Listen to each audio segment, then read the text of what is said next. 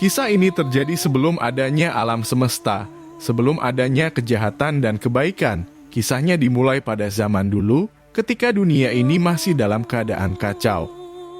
Menurut mitos penciptaan Mesopotamia, tidak ada langit, tidak ada bumi, dan hanya ada lautan yang luas dan gelap yang disebut Apsu. Apsu adalah dewa air tawar, sedangkan Tiamat adalah dewi laut. Mereka adalah pasangan ilahi yang memulai penciptaan. Namun, dewa-dewa lain muncul dan hidup di dunia ini. Mereka menjadi sangat bising dan mengganggu tidur Apsu.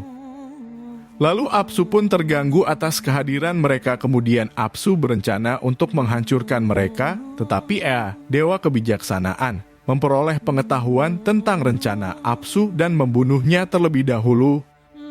Tiamat yang mengetahui kematian Apsu, ia dipenuhi dengan kemarahan dan kesedihan yang mendalam. Kemudian Tiamat berubah menjadi makhluk raksasa yang menakutkan dengan kepala naga, tubuh yang melingkar, dan kulit yang mengeluarkan api. Lalu ia memutuskan untuk membalas dendam atas kematian Apsu dengan menghancurkan para dewa. Dengan penuh amarah dan rasa dendam, kemudian Tiamat pun menciptakan pasukan monster yang menyeramkan untuk membantunya dalam perang melawan para dewa. Pasukan ini dipimpin oleh pasangan monster yang mengerikan seperti naga-naga laut, laba-laba raksasa, singa-singa buas, dan makhluk-makhluk jahat lainnya. Tiamat menguasai langit dan bumi dengan ancaman kehancuran yang besar. Para dewa yang ketakutan akan kekuatan Tiamat berkumpul dan memilih Marduk, dewa perang dan kebijaksanaan, sebagai pemimpin mereka. Marduk setuju untuk melawan Tiamat dan pasukannya dengan satu syarat. Jika ia berhasil mengalahkan Tiamat, maka ia akan menjadi penguasa tertinggi dari semua dewa. Dengan senjata-senjata magis yang diberikan oleh para dewa, Marduk bersiap untuk pertempuran melawan Tiamat. Ia menggunakan panah yang tidak bisa terlepas, angin topan yang melanda lawan-lawannya, dan rantai yang melingkupi lehernya. Dalam pertempuran sengit, Marduk berhasil menembakkan panah sakti ke dalam mulut Tiamat dan menusuk hatinya. Tiamat runtuh dan kekuatannya melemah. Lalu Marduk pun mulai mengalahkan pasukan monster Tiamat satu persatu. Dia kemudian mengambil bagian tubuh Tiamat yang terbelah dan membentuk langit dan bumi dari dua bagian tersebut. Marduk juga menciptakan manusia dari darah Tiamat untuk menjadi pelayan-pelayannya di dunia yang baru. Dengan kemenangan Marduk, kekacauan dan ancaman kehancuran yang ditimbulkan oleh Tiamat pun berakhir.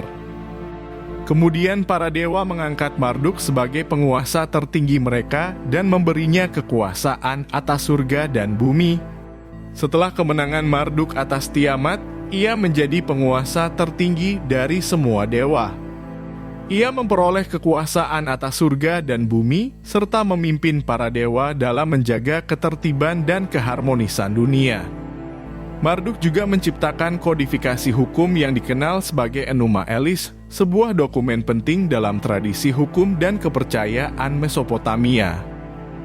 Enuma Elish ini mengatur hubungan antara manusia, dewa, dan alam semesta, serta menetapkan prinsip-prinsip moral dan etika yang harus diikuti. Setelah mengatur langit dan bumi, Marduk juga menciptakan kota suci yang bernama Babylon. Ia membangun kuil yang megah di Babylon dan menjadi objek pemujaan yang utama bagi penduduknya.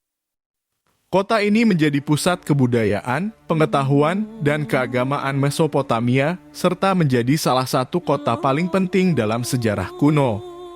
Dengan kekuasaan dan kebijaksanaannya, Marduk mempertahankan ketertiban dalam dunia dan memberikan kehidupan yang makmur bagi umat manusia. Ia dihormati dan dipuja sebagai dewa pelindung dan penguasa tertinggi yang memastikan kesejahteraan dan keselamatan bagi umat manusia. Kisah Tiamat dan Marduk ini merupakan salah satu mitos yang paling terkenal dalam mitologi Mesopotamia. Cerita ini menggambarkan pertempuran antara kekacauan dan ketertiban, serta peran penting Marduk dalam menjaga harmoni di dunia. Kisah ini juga terus diceritakan dan dipelajari sebagai bagian dari warisan budaya dan kepercayaan Mesopotamia.